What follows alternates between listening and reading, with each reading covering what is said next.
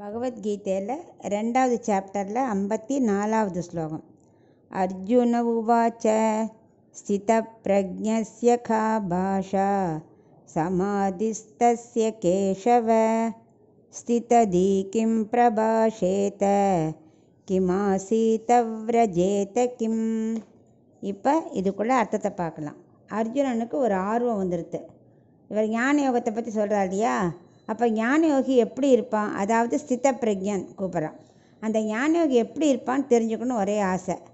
உடனே கண்ணன்ட்ட கூட்டி கேட்குறான், கண்ணா ஞானயோகி எப்படி இருப்பான், என்ன பேசுவா, மனசில் என்ன நினச்சிட்டே இருப்பா அப்படின்னு கேட்குறான்.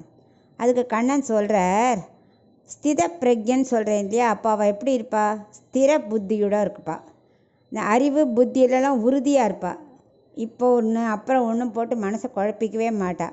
இந்த மாதிரி இருக்கிறவா தான் ஞான யோகிக்கே முதல் ஸ்டெப்பு. இப்படி இருந்தால் தான் ஞான யோகிங்கிற ஸ்டெப்லேயே முதல் படி எடுத்து வைக்க முடியும் அப்படின்னு கண்ணன் சொல்கிறார்.